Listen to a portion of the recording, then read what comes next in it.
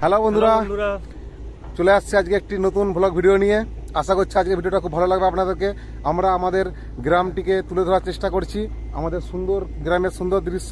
যারা শহরে থাকেন হয়তো গ্রাম দেখেননি বা এইভাবে ফিল করতে পারেন না, তো চেষ্টা করব আমরা আমাদের গ্রামটিকে আপনাদের সামনে তুলে ধরার এবং আপনাদেরকে ফিল করানোর যতটা করানো যায়। জানি এই ফোনের মধ্যে বা কোনো ভিডিও দেখে গ্রামকে ফিল করা যায় না যতক্ষণ না সেই ন্যাচারাল ভিলেজের মধ্যে আপনারা আসছেন। তবুও চেষ্টা করবো এই ভিডিওর মাধ্যমে কীভাবে আপনাদেরকে গ্রামটাই ফিল করাতে পারি। তো চলুন, আমি আমার ভাই মিলে আজ বেরিয়ে পড়েছি নতুন একটি ভ্লগ ভিডিও নিয়ে। তো চলুন শুরু করা যাক আজকের নতুন ভ্লগ ভিডিও। বন্ধুরা দেখুন, এখন সকাল 9টা বাজছে। আমাদের গ্রামে এত কুয়াশা, শীতকাল মৌসুম, তাই দেখুন সরষে বাগান এবং আলু বাগান, কত সুন্দর লাগছে এই দৃশ্যটা। তো চলুন এখান থেকে আরও নানান দৃশ্য দেখায় আপনাদেরকে। সঙ্গে থাকুন, ভিডিওটা শেষ পর্যন্ত দেখবেন।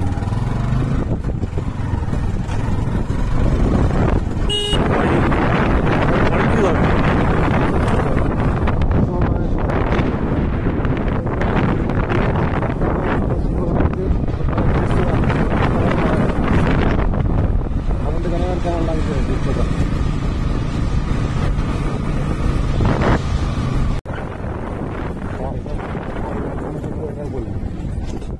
দেখুন বন্ধুরা, কত সুন্দর চারদিকে বাঁশঝাড়, বাঁশ বন, তার ভিতর দিয়ে আমরা যাচ্ছি। রাত্রের উপর দিয়ে গেলে গা ছমছম করে।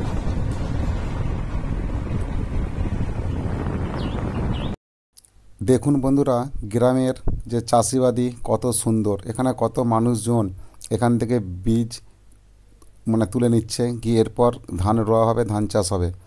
তো দেখুন একসাথে কত চাষি কাজ করছে। এই যে সুন্দর দৃশ্য শুধুমাত্র এটা গ্রামেই দেখা যায়। চলুন এর থেকে আরও অনেক সুন্দর সুন্দর দৃশ্য দেখায় আপনাদেরকে। সঙ্গে থাকুন, পুরো ভিডিওটা দেখতে থাকুন শেষ পর্যন্ত। দেখুন কত ধান বীজ এইভাবে এখানে রোপণ করে রেখেছে। চারিদিকে ধান চাষ হচ্ছে, ধান আছে, ধান রোয়া হবে।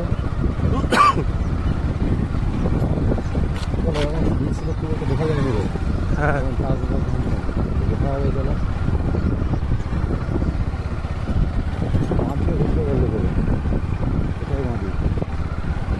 এমন জায়গায় এসে কিন্তু জল তেষ্টা হলে জল খেতে পাবো না।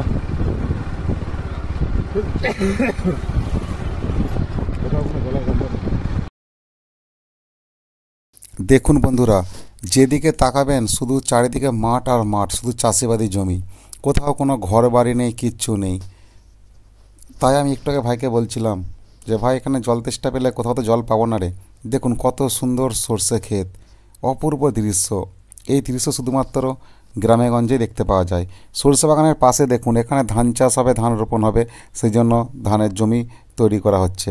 এখানে এবার ওইদিকে বীজ ভাঙা হচ্ছিলো, বলছিলাম বীজ তোলা হচ্ছে, সেই বীজ এনে এইখানে রোপণ করা হবে যেখানে ধান চাষ হবে। দেখুন এত যে খালি মাঠ আছে, এই সমস্ত মাঠে কিন্তু ধান চাষ হবে। এইটা ধানেরই সিজন। এই শীতকালে এই ধানগুলো রোপণ করা হবে, এই ধানটা উৎপাদন হবে সে গ্রীষ্মকালে গিয়ে।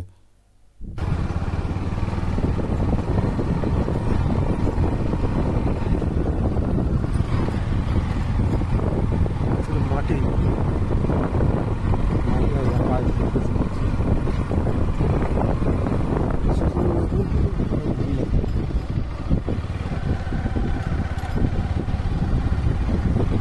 বন্ধুরা, দেখুন আমাদের গ্রামের সকালের দৃশ্য, মাঠের দৃশ্য, কত সুন্দর দৃশ্য একটি। এদিকে আলু চাষ হয়েছে, সরষে ক্ষেত হয়েছে, মূলো, নানা রকম শাকসবজি হয়েছে।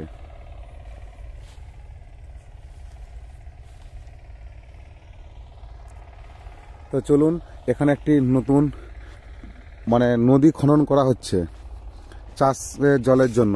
তো সেই নদী দেখাতে নিয়ে যাচ্ছে আপনাদেরকে। আসুন, আমাদের বাইক নিয়ে আমরা আসছি আজ এখানে মাঠে।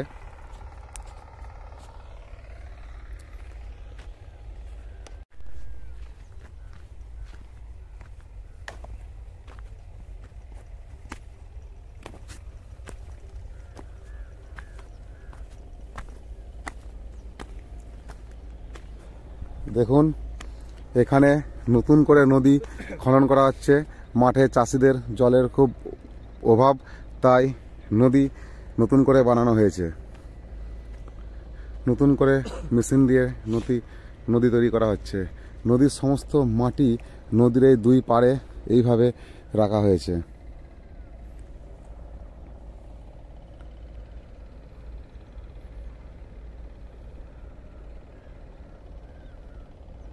হাই সেখানে দেখ ভাই মেশিন দিয়ে কাটছে ওই যে।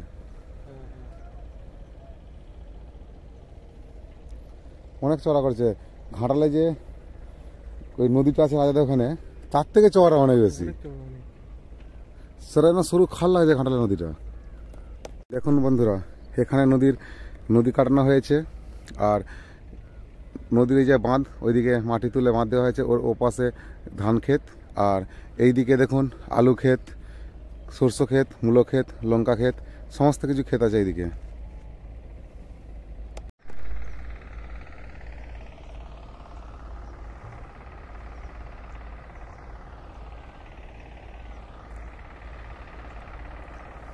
বন্ধুরা, এই যে নদী বানানো হয়েছে, এই নদীর যে দুই পাড়ে বাঁধ, সেই বাঁধের উপর থেকে আমরা জমির দিকে তাকাচ্ছি কত নিচে, মানে এই বাঁধ কত উঁচু করা হয়েছে।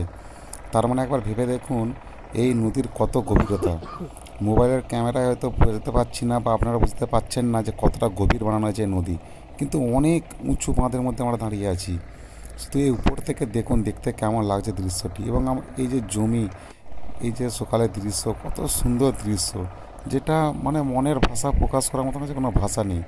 আপনারা শুধু এখানে আসলেই ফিল করতে পারবেন গ্রামের এই দৃশ্য, এই শীতের যে সকালের দৃশ্য, অপূর্ব দৃশ্য।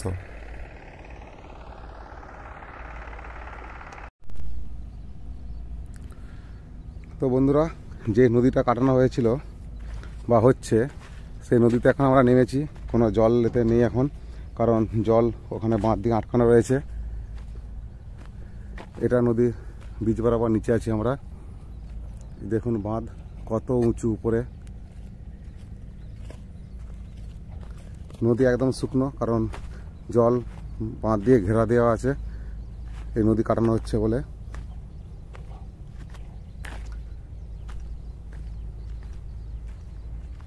একটি এই শুকনো নদীর মধ্যেই একটি নৌকো আছে দাঁড়া করানো, তো ওই নৌকোতে আমরা যাচ্ছি। নৌকোটা দেখে আপনাদেরকে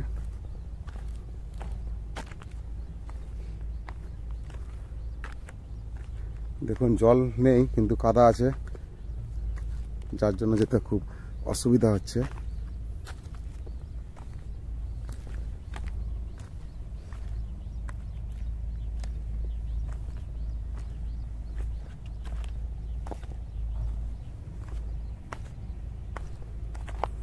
গ্রামের এই সুন্দর দৃশ্যগুলো, এই যে নদীর মধ্যে নৌকা থাকে, খুব সুন্দর লাগে। এই গ্রামের দৃশ্য আমরা খুব মিস করি, কারণ সারা বছর শহরে থাকতে হয় কাজের সূত্রে।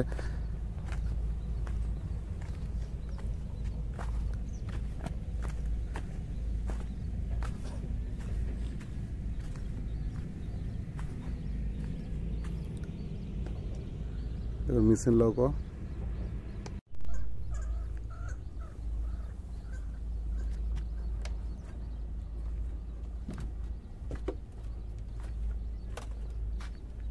অনেকদিন নৌকোটি ব্যবহার হয়নি, নদীতে জল নেই বলে, তাই এখানে এইভাবে পড়ে আছে।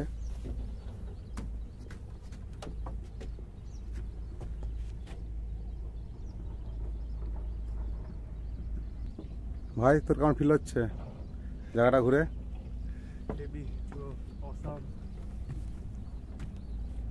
তো আমরা এখন এই বাঁধের উপরে উঠবো বন্ধুরা। ওখানে এখনো গাড়ি দিয়ে মাটি কাটা চলছে, মানে বাঁধ কাটানো হচ্ছে এই নদী। তো একটু যাই, গিয়ে দেখে আসি, চলুন আপনাদেরকে দেখাই।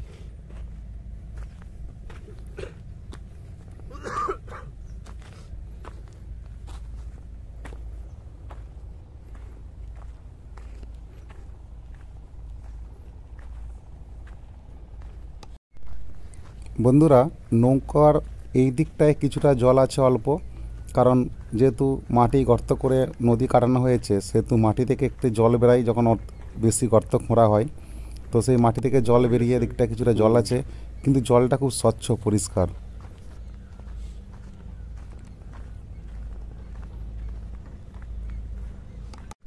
কিশোরী কিশোরী সং শ্যুট করা যায় এখানটায়, খাদানের মতো লাগছে কিশোরীর সঙ্গের মতো। তো বন্ধুরা দেখুন, এখানে কিশোরীর সং শুটিং করা যাবে?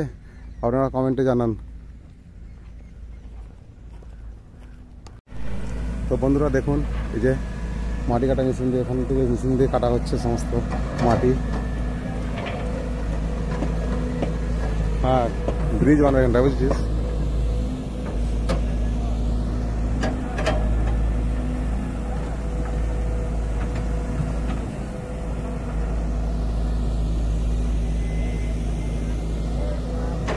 দেখুন এইভাবে মাটি কাটা হচ্ছে বন্ধুরা, শেয়ার করছি।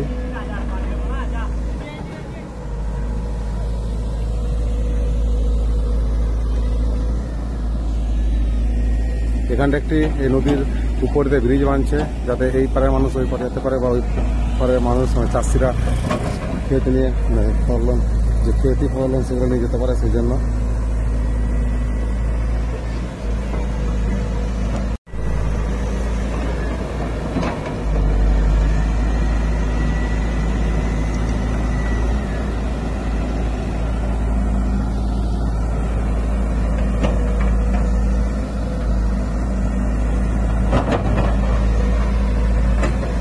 ওইদিকে আর অনেক মেশিন আছে, দেখুন এরকম দূরে দেখা যাচ্ছে। ওইদিকে যাবো না, অনেকটা দূরত্ব রাস্তা এটা।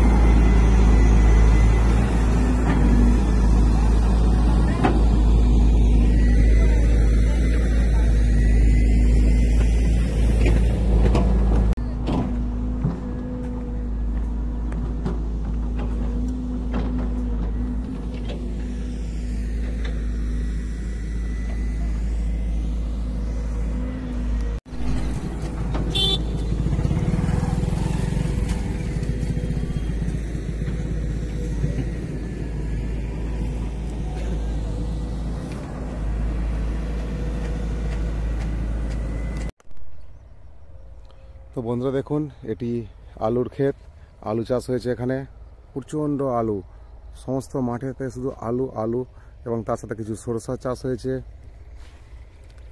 আসুন দেখাচ্ছি, এদিকে কিছু লঙ্কা চাষ হয়েছে, লঙ্কার ক্ষেত।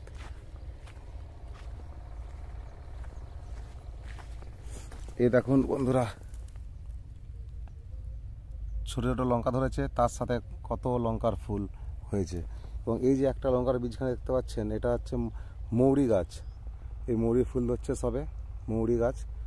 এটি সমস্ত এই যে পুরোটা এটা লঙ্কারই ক্ষেত। এদিকে এগুলো আলুর ক্ষেত, আর দূরে ওই যে সরষার ক্ষেত। মানে সমস্ত রকম চাষ মিলিয়ে মিশে এই মাটিতে হয়েছে সমস্ত কিছু। এখানে দেখুন, গাছে সরষাও ধরেছে এবং তার সঙ্গে ফুলও ধরেছে, কত সরষা গাছ।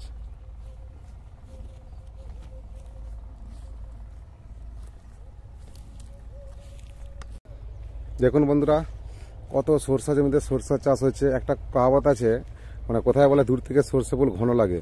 কিন্তু বন্ধুরা আপনারা বলুন, দূর থেকে যে সরষে ফুল ঘন লাগে কতটা সত্য, ঠিক আছে মানছি। কিন্তু এখানে আমি সরষে বাগানের সামনে আছি, তাহলে সামনে থেকে এত ঘন লাগছে কেন? এটা প্রশ্ন আপনাদের সামনে, আপনারা কমেন্টে জানাবেন। সবাই বলে দূর থেকে সরষে ক্ষেত ঘন লাগে, সরষে ফুল, কিন্তু আমি সামনে আছি তাও এত ঘন। তো তাহলে কি করে এটা সম্ভব? তাহলে কথাটা কি মিথ্যা না সত্য যে দূর থেকে সরষে ফুল ঘন লাগে?